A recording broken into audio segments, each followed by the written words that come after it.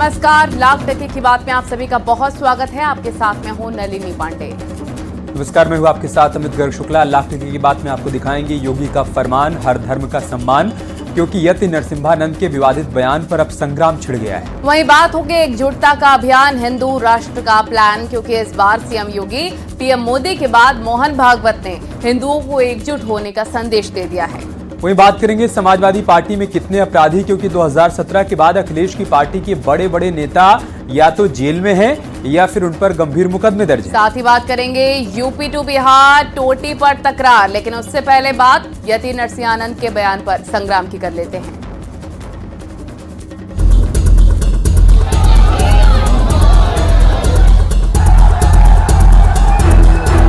देश की छवि बहुत खराब जाती है ऐसे महामूर्ख और ऐसे विकृत मानसिकता के लोगों के ऊट पल फूल जुलूल बयानों से। वो केवल मुसलमानों के नहीं है, वो हिंदू समाज के भी जो है वो पैगंबर और नबी और रसूल है।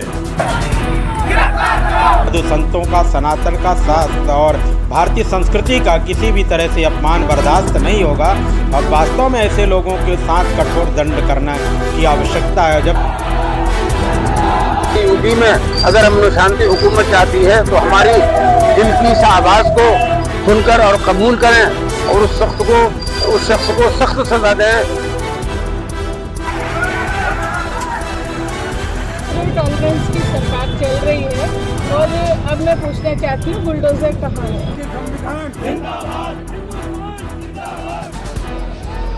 समाज के दुश्मन है ऐसे लोग, सद्भावना के दुश्मन है ऐसे लोग, शांति और व्यवस्था के दुश्मन है ऐसे लोग। तो योगी आदित्यनाथ बुलडोजर लेकर हर जगह पहुंच जाते हैं।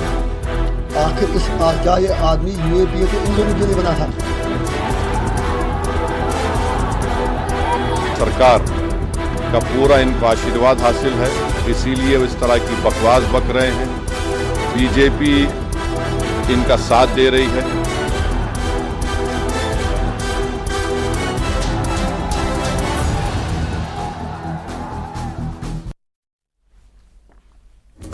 यह हंगामा या आक्रोश गाजियाबाद के डासना देवी मंदिर के महंत यति नरसिम्हानंद के बयान के बाद शुरू हुआ है, जिसके खिलाफ देश के कई राज्यों में प्रदर्शन तेज हो गया है। और इस दौरान कुछ जगहों पर हिंसक प्रदर्शन भी हुए हैं और सियासत भी शुरू हो गई है। लेकिन सबसे पहले बात इस पूरे मामले में मुख्यमंत्री योगी आदित्यनाथ की सख्त चेतावनी की कर लेते हैं। सीएम योगी आदित्यनाथ ने क्लियर मैसेज दे दिया है, किसी के भी इष्ट का अपमान बर्दाश्त नहीं किया जाएगा, किसी मजहब के खिलाफ टिप्पणी अस्वीकार्य है। सीएम योगी ने यह भी स्पष्ट कर दिया है कि अगर विरोध के नाम पर अराजकता हुई तो उसे बर्दाश्त नहीं किया जाएगा। अगर दुस्साहस करने की कोशिश हुई तो कीमत चुकानी पड़ेगी। यानी सीएम योगी भड़काऊ बयान देने वालों और हिंसा भड़काने वालों को लाउड एंड क्लियर मैसेज बिल्कुल दे चुके हैं। एक रिपोर्ट के जरिए हम आपको दिखाते हैं कि सीएम योगी की तरफ से कैसे सख्त निर्देश दिए गए।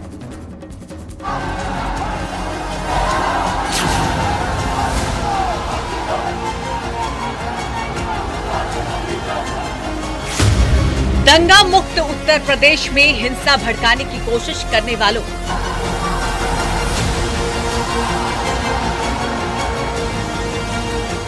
पुलिस को निशाना बनाकर पत्थरबाजी करने वालों का इलाज हो रहा है।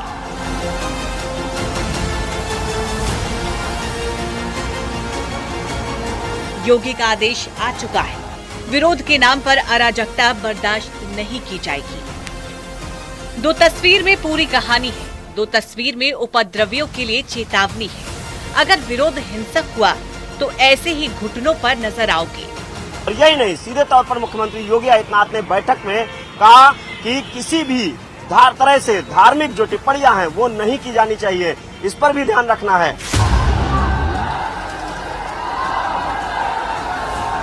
नरसिम्हानंद विवाद में सीएम योगी ने न सिर्फ पत्थरबाजों को चेतावनी दी, बल्कि उन्होंने किसी भी धर्म के लिए विवादित टिप्पणी करने वालों को भी लाउड एंड क्लियर मैसेज दिया। सीएम योगी ने कहा कि किसी भी संप्रदाय के खिलाफ टिप्पणी बर्दाश्त नहीं, विरोध के नाम पर अराजकता भी बर्दाश्त नहीं की जाएगी। सांप्रदायिक दुस्साहस की कीमत चुकानी पड़ेगी, सभी मजहबों का सम्मान करना होगा। सीएम योगी का ये बयान तब आया जब सहारनपुर में यति नरसिम्हानंद के खिलाफ मुसलमानों ने सड़क पर संग्राम छेड़ दिया, पुलिस चौकी को घेर लिया। और पुलिसकर्मियों पर पत्थरबाजी शुरू कर दी, जिसके बाद अब तक 13 लोगों को गिरफ्तार कर लिया गया है। वहीं इस विवाद में अब मौलाना और साधु संतों की भी एंट्री हो चुकी है।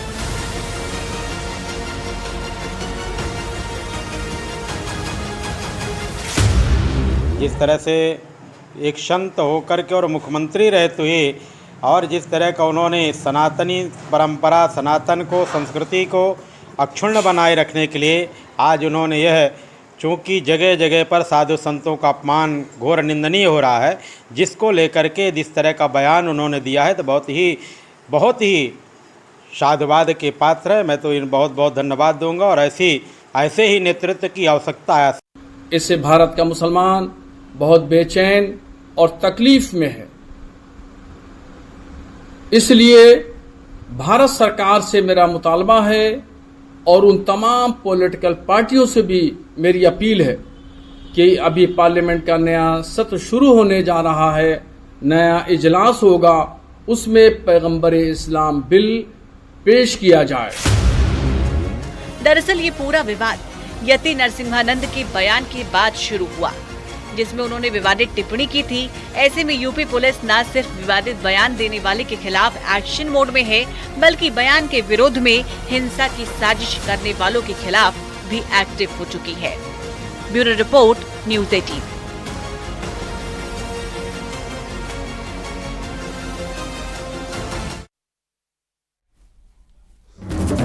तो सीएम योगी की ये चेतावनी यति नरसिम्हानंद या फिर भड़काऊ बयान देने वाले हर किसी के लिए है जो प्रदेश में अमन शांति के विलन हैं। हालांकि विवादित बयान के खिलाफ जो सियासी बयानबाजी हो रही है वो भी भड़काऊ बयान से कम नहीं है। व्यक्ति के लिए जो समाज में नफरत फैलाने का काम, अराजकता फैलाने का काम, दिलों में दूरियां बढ़ाने का काम कर रहा है, उनके खिलाफ सबसे सख्त कानूनन कार्रवाई राज्य सरकार और केंद्र सरकार को करनी चाहिए। अगर इस पे कार्रवाई नहीं होगी तो और लोगों को भी ऐसी बातें कहने का, जहर फैलाने का बल मिलेगा और इस तरह की जो चीज़ है वो हमारे देश के लिए किसी तरह से भी मुनासिब नहीं है। तो ये मांग हमने राष्ट्रपति से, अपनी एक मांग हम सब लोगों ने डीएम साहब के जरिए दी है। इस तरह की घटना नहीं होनी चाहिए, लेकिन आप सल्लल्लाहु अलैहि वसल्लम की शान में गुस्ताख करने वाले व्यक्ति के खिलाफ सख्त कार्रवाई होनी चाहिए और सरकार को चाहिए कि देश के अंदर रहने वाले करोड़ों लोगों की भावनाओं का ख्याल करने का काम करे और देश में नहीं पूरे विश्व के अंदर जितने खरबों लोग हैं उन सब की भावनाएं आहत हुई हैं और लोगों को हमारे देश की छवि बहुत ख़राब जाती है ऐसे महामूर्ख और ऐसे विकृत मानसिकता के लोगों के ऊट जलूल बयानों से। और बात करते एक बड़ी खबर की, सीएम योगी का बड़ा बयान आया है। सीएम योगी ने कहा है कि हिंदू धर्म किसी का बुरा नहीं चाहता है, हिंदू धर्म कहता है अहिंसा परमो धर्म। सीएम योगी ने कहा कि हिंदू धर्म ये भी कहता है कि धर्म हिंसा तथैव च, धर्म और देश के लिए सब जायज है।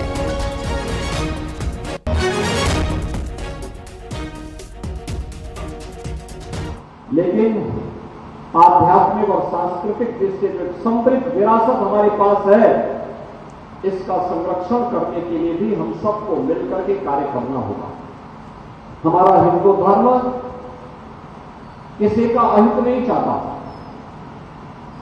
वो स्पष्ट कहता है अहिंसा परमो धर्म,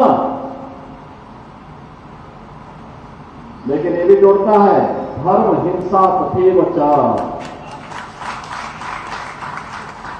यानी अहिंसा परम धर्म है, लेकिन अगर राष्ट्र की रक्षा करने के लिए, धर्म की रक्षा करने के लिए, निर्दोष लोगों को बचाने के लिए हिंसा करनी पड़े तो धर्म सम्मत मान्य है। और यह आह्वान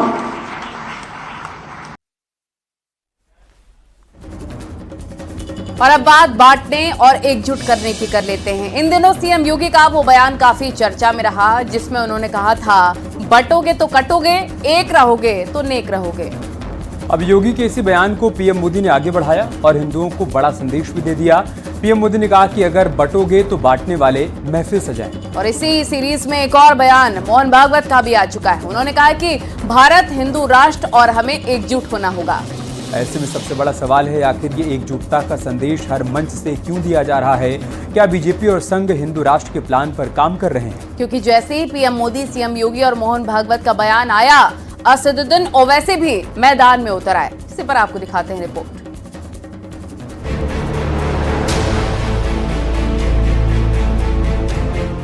बटोगे तो कटोगे, एक रहोगे तो नेक रहोगे। अगर हम बटेंगे तो बांटने वाले महफिल सजाएंगे। कि भारत हिंदू देश है, हिंदू राष्ट्र है। एक रहोगे तो नेक रहोगे। कोई माई का लाल आपका बाल बांका नहीं कर पाएगा। हिंदुओं को एकजुट करने के लिए सीएम योगी ने जो नारा दिया था, सनातनियों को एकजुट करने का जो मंत्र दिया था, अब पीएम मोदी भी वही दोहरा रहे हैं। हमें अतीत से सबक लेना है। हमें हमारी एकता को ही देश की ढाल बनाना है। हमें याद रखना है, अगर हम बटेंगे तो बांटने वाले महफिल सजाएंगे। पीएम मोदी के शब्द भले ही अलग हों, लेकिन भाव एक जैसा है और इसी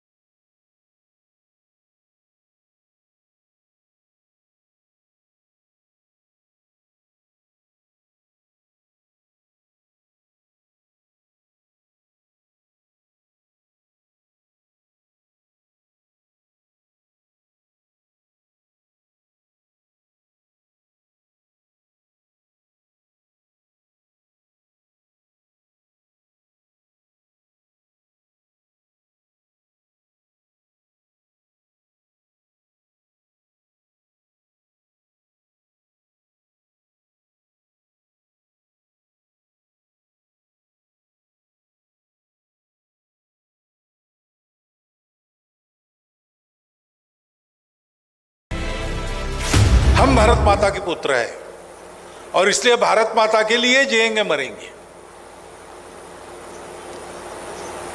लेकिन भारत में भारत के लिए जिम्मेवार समाज कौन सा है? वो हिंदू समाज है, क्योंकि भारत हिंदू देश है, हिंदू राष्ट्र है। परंपरा से, प्राचीन समय से यहां पर हिंदू लोग रहते आए। हिंदू नाम बहुत बाद में आया, लेकिन उस समय से जो रहते आए थे उन्हीं को हिंदू नाम मिला। अब एकजुटता की परिभाषा बता रही है आखिर चल क्या रहा है। तो मोदी ने कहा बटेंगे तो बांटने वाले महफिल सजाएंगे। योगी ने कहा बटेंगे तो कटेंगे, एक रहेंगे नेक रहेंगे। भागवत ने कहा भारत हिंदू राष्ट्र, हमें एकजुट होना होगा। अब इस बयान के बाद मौलाना, मौलवी और भाईजान की बेचैनी बढ़ गई है।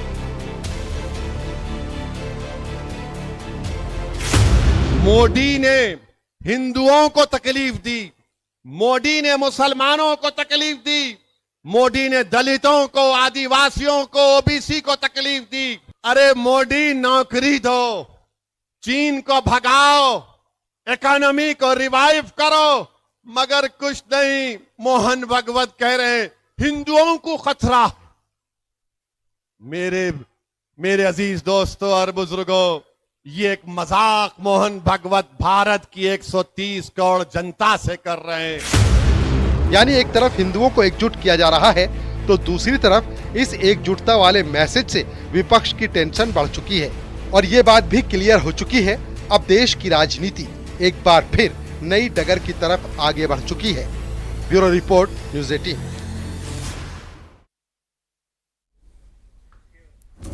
उत्तर प्रदेश में बीजेपी की सरकार बनने के बाद समाजवादी पार्टी के दर्जनों विधायकों पर अब तक या तो कार्रवाई हुई है या फिर कार्रवाई की तलवार लटक रही है। समाजवादी पार्टी के अब तक 22 एमएलए और 2 सांसदों पर एफआईआर दर्ज हो चुकी है। इसमें 2017 और 2022 में चुने गए नेता भी शामिल हैं। सजा के बाद समाजवादी पार्टी के 3 विधायकों की सदस्यता भी जा चुकी है, तो 11 मौजूदा विधायक और 2 मौजूदा सांसद पर भी केस दर्ज है। समाजवादी पार्टी के कुछ विधायक जेल में हैं तो कुछ जमानत पर जेल से बाहर हैं। वहीं 3 समाजवादी पार्टी के विधायकों पर पिछले कार्यकाल में केस दर्ज हुए तो शिवपाल यादव पर भी मुकदमा दर्ज हो चुका है। आपको एक रिपोर्ट दिखाते हैं जिसके जरिए आप देख पाएंगे कि बीजेपी सरकार में समाजवादी पार्टी नेताओं पर मुकदमों की फेहरिस्त कितनी लंबी है।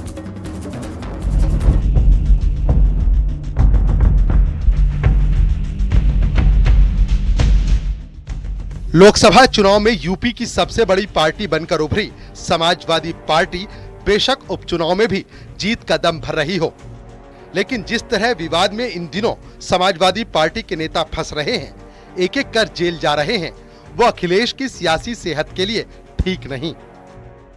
इन 7.5 साल के समय के बीच में समाजवादी पार्टी के कई सारे विधायकों पर न सिर्फ केस हुए बल्कि कई विधायकों की सदस्यता भी चली गई। अभी भी कई दर्जन विधायकों पर मुकदमा चल रहा है, साथ ही कई सांसदों पर भी मुकदमा दर्ज है।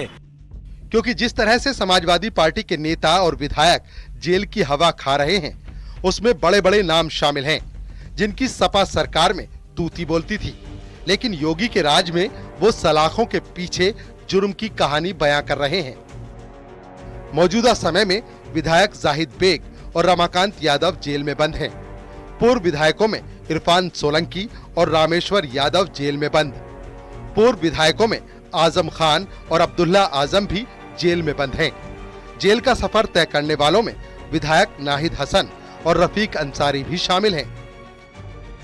तो वहीं इसी साल मई में लोकसभा चुनाव के दौरान बसपा सुप्रीमो मायावती के खिलाफ अभद्र टिप्पणी करने और 2 समुदायों के बीच दुर्भावना फैलाने के मामले में शिवपाल यादव पर केस दर्ज हुआ। अगर आप एडीआर की रिपोर्ट देखें तो सबसे ज्यादा आपराधिक मुकदमे भाजपा के नेताओं के पर थे, और आप केवल आंकड़ा बता रहे हैं विधायक और सांसदों का। इसके अलावा जिलों में विधायक और सांसदों के अलावा बहुत बड़े बड़े नेता हैं, संगठन से जुड़े लोग हैं, सबके ऊपर पूरी एक पक्षीय कार्रवाई की गई है और समाजवादी पार्टी को बदनाम करने की भरसक कोशिश की गई है इस सरकार द्वारा। समाजवादी पार्टी के नेता और विधायकों पर हो रहे एक्शन को पार्टी सियासी रिएक्शन बता रही है, तो सियासत के जानकारों का कहना है कि जो विधायक गलत कर रहे हैं उन पर कानून के हिसाब से कार्रवाई होनी चाहिए, लेकिन अगर विपक्ष के विधायकों को जानबूझकर फंसाया जाता है तो इस परिपाटी को रोक देना चाहिए।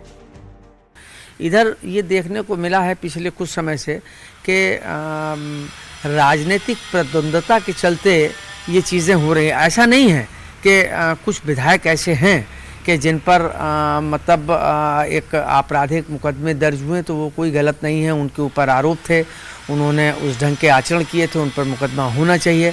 लेकिन बहुत से ऐसे विधायक भी हैं जिनको राजनीतिक रूप से कमज़ोर करने के लिए या उस दल को कमज़ोर करने के लिए विपक्षी दल के विधायकों के ऊपर जो है वो मुकदमे लगा के एक डिफेम करने की कोशिश की जाती रही है।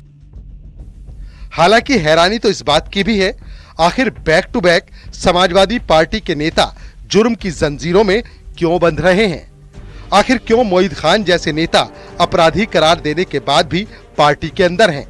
आखिर कैसे कुशीनगर नकली नोट कांड में भी सपा नेता का कनेक्शन जुड़ जाता है और जब कार्रवाई होती है तो इसे सियासी बदले का नाम दे दिया जाता है?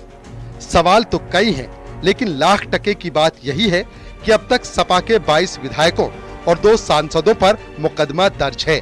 Bureau report, news 18।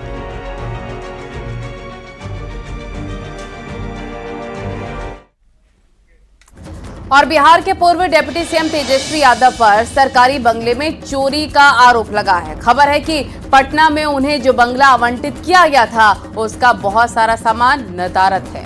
यही वजह है कि बीजेपी यूपी की ही तरह अब बिहार के पूर्व डिप्टी सीएम और आरजेडी के नेता तेजस्वी यादव पर सवाल उठा रहे हैं। डिप्टी सीएम केशव मौर्य ने कहा कि सपा बहादुर अखिलेश यादव को पीछे छोड़ते हुए सरकारी बंगले से hydraulic sofa, bed, carpet, AC, water cooler, टोटी, आरओ लेकर उड़ गए राजद प्रमुख तेजस्वी यादव। उन्होंने लिखा कि समाजवादी पार्टी और राष्ट्रीय जनता दल दोनों का डीएनए एक ही है। इसी पर आपको एक रिपोर्ट भेज रहा है।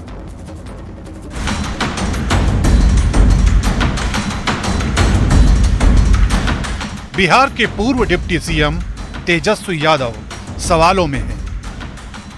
ऐसे सवालों में जिनकी चर्चा कम से कम एक बतौर जनप्रतिनिधि शोभा नहीं देती। और ये सवाल इसलिए उठे हैं क्योंकि सरकारी बंगले से बहुत सारा सामान नदारद है। आपको मैं वो उधर आप सोफा सेट देखे होंगे, सोफा सेट की क्या हालत है। अब हमको समझ में नहीं आता है कि उसी पर तेजस्वी जी बैठते थे, उनके गेस्ट लोग बैठते थे, या वो रिजेक्टेड था तो उसको ट्रांसफ़र किए होंगे, तो ट्रांसफ़र किए होंगे तो उसके जगह पर जो सोफ़ा सेट आया वो कहाँ गया। इसी तरह आपको एसी के देखा है, यहाँ के भी एसी देखिए, यहाँ से भी 2 एसी उखड़ा हुआ है, एक एसी हुआ है, एक एसी हुआ है, एक भी कुर्सी इसमें नहीं है, जो कंप्यूटर वगैरह है वो भी नहीं है। ये पटना का वही बंगला है जो कभी तेजस्वी यादव को अलॉट हुआ था, लेकिन अब